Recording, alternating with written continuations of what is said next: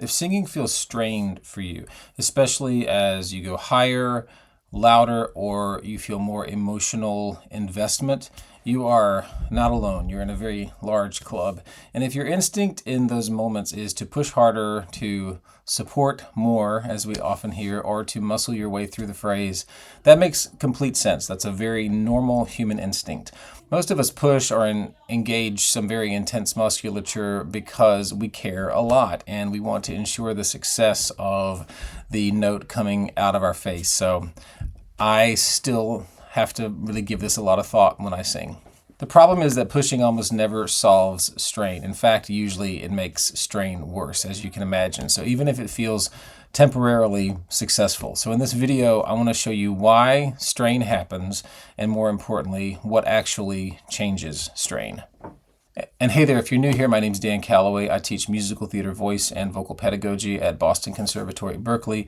I'm very glad you're here with me today. All right, so number one, strain, it's not a moral failure. It's not a lack of effort for sure. It's usually more effort than you need. And it's rarely about one single muscle or muscle group misbehaving.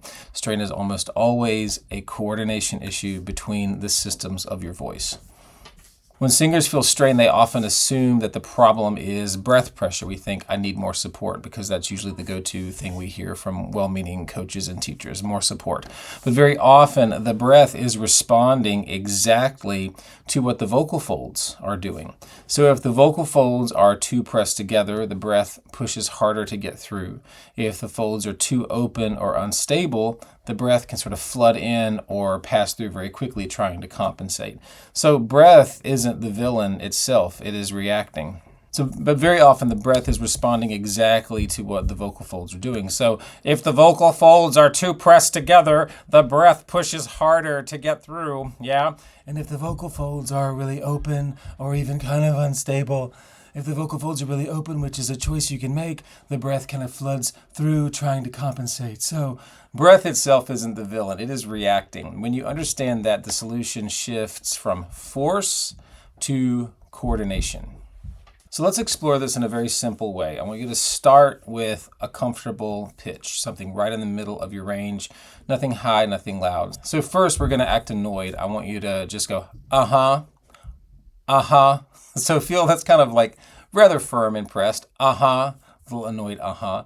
Now try a gentle little or v, or a zh. Same pitch, a lot less grip, yeah? So notice that, uh-huh, or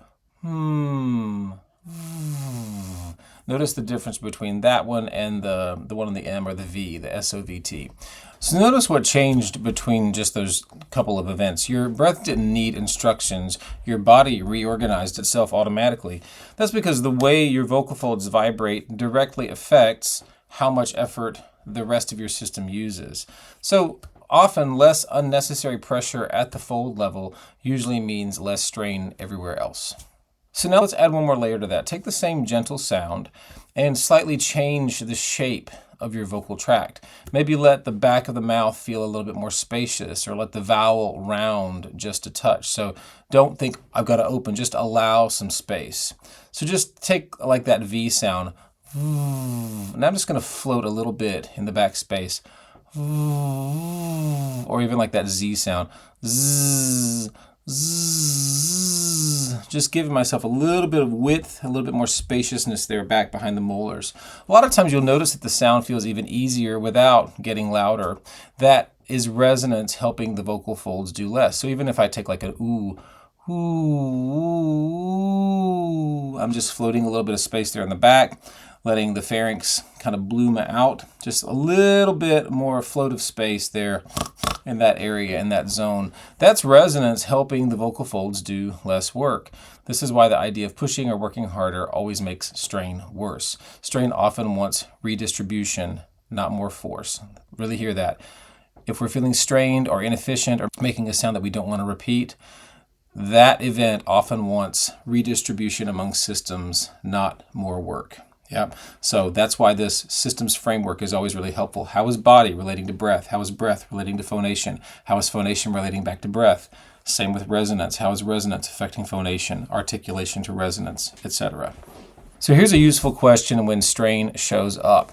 Is this asking for more effort or a different coordination? Is this asking for more effort or a different coordination? I'm going to tell you it's almost always a different coordination. If a small change brings relief, you have learned something very valuable. What happens if I align my ribs over my pelvis a little bit more? What happens if I soften the rectus abdominis, the front muscles of my belly? What happens if I let the rib cage float up a little bit? If you're finding this way of thinking about the voice, this way of working, if you find this clarifying or helpful in any way, I have a free voice map framework that shows how these systems interact with links to deep dive videos from this YouTube channel that link up to the specific systems. It helps you see where to start when something feels hard instead of defaulting to pushing harder, repeating things that don't feel sustainable, and just kind of throwing spaghetti at the wall, hoping that some vocal noodle will stick. Yeah, you'll find the link below, and it also connects you to my email list where I share deeper teaching and reflections. So feeling vocal strain here doesn't mean you're necessarily doing something wrong right in this region. It usually means one part of the system is working overtime. Strain often happens as a result of localizing your effort right around the larynx, thinking that the sound is coming from, not through.